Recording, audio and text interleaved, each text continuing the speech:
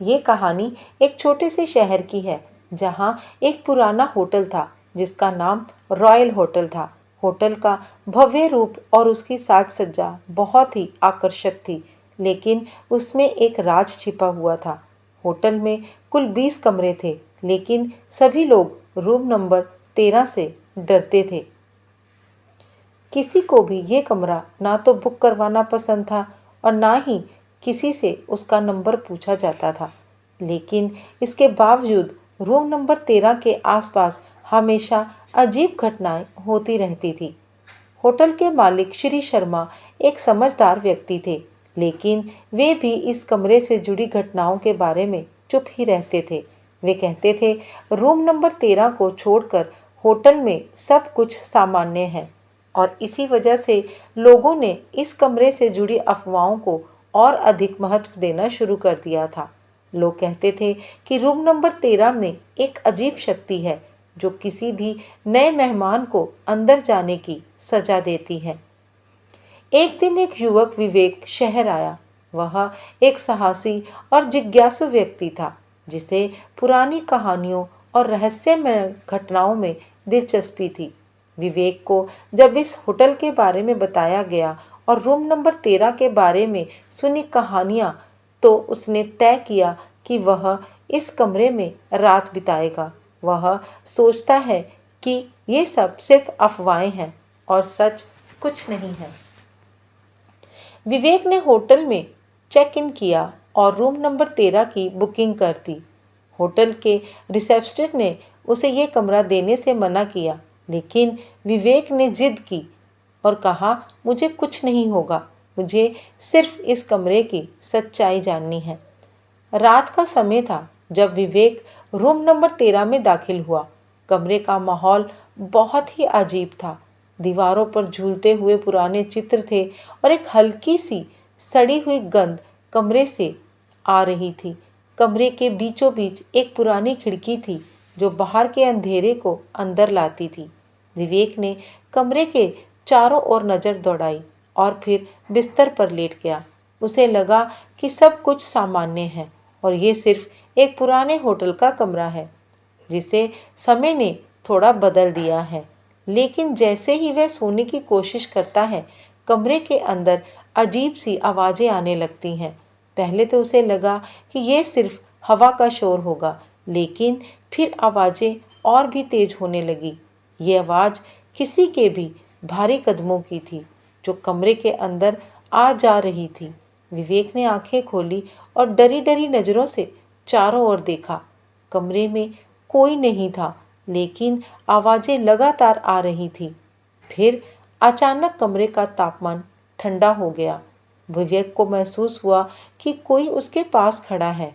उसने झट से पलटकर देखा, लेकिन कमरे में कोई नहीं था। लेकिन उसकी नज़रें अब उस खिड़की पर अटक गई जो धुंधले से दिख रही थी। खिड़की के बाहर कुछ हल्की सी हलचल हो रही थी, जैसे कोई शेड या धुंध कमरे के बाहर से भीतर घुस रही हो। तभी उसे खिड़की के पास एक आदमी का रूप दिखाई दिया। वह आदमी सफेद कपड़ों में था और उसका चेहरा ढका हुआ था। विवेक ने डरते हुए पूछा, तुम कौन हो? लेकिन उस आदमी ने कोई जवाब नहीं दिया। वह बस खिड़की के पास खड़ा रहा और कमरे के अंदर से बाहर की ओर देखता रहा। विवेक का दिल जोर जोर से धड़कने लगा और वह घबराकर कमरे से बाहर निकलने की कोशिश करने लगा। जैसे ही उसने कमरे का दरवाज़ा खोला, दरवाजे के पास एक अजीब सी ताकत महसूस हुई। दरवाज़ा अंदर से बंद हो गया और विवेक ने पाया कि वह बाहर नहीं जा सकता। उसने जोर जोर से दरवाज़ा खटखटाया, लेकिन कोई प्रतिक्रिया नहीं मिली। फिर एक अजीब सी बात हुई। कमरे के एक कोने में एक औरत की आवाज़ सुनाई दी जो कांपते हुए कह रही थी,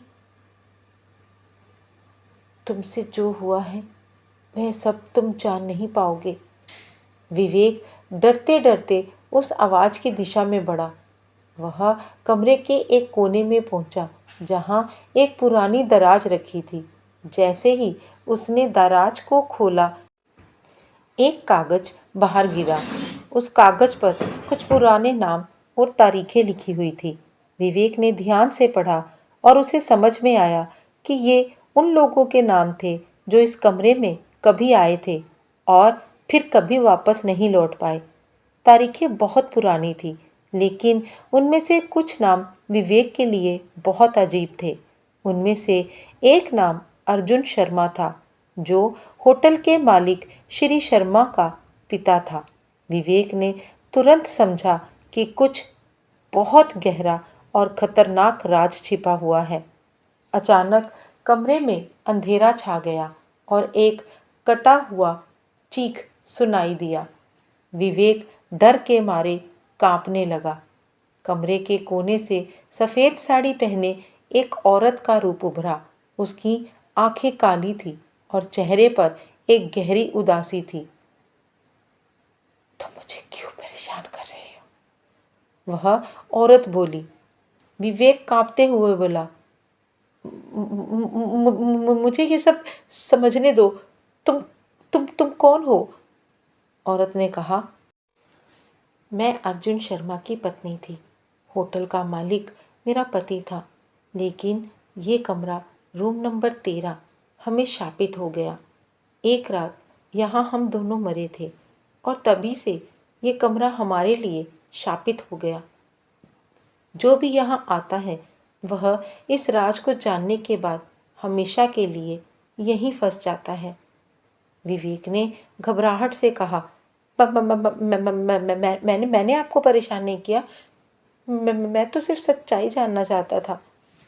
तुम्हें यहाँ से जाना होगा, पहले ही बहुत देर हो चुकी है, औरत ने कहा और फिर गायब हो गई। अगले ही पल कमरे का दरवाजा खुला और विवेक बाहर आ गया। वह होटल से तुरंत भाग खड़ा हुआ। विवेक के बाद उस रात रूम नंबर 13 को फिर से किसी ने बुक नहीं किया। वह जान चुका था कि रूम नंबर 13 में एक अजीब सच्चाई छिपी हुई थी, जिसे जानने से कोई भी नहीं बच सकता। होटल में उस कमरे के बाद कोई भी रात बिताने की हिम्मत नहीं करता था। ये कहानी आपको कैसी लगी? हमें कमेंट करके ज़रूर बताइएगा और ये भी बताइएगा, क्या आप भी नंबर 13 को शापित मानते हैं? क्या आपने भी कभी नंबर 13 से जुड़े किसी भी अनुभव को महसूस किया है? अगर हाँ, तो हमारे साथ अपने अनुभव को शेयर ज़रूर कीजिएगा। आपसे मिलती हूँ अगली कहानी में।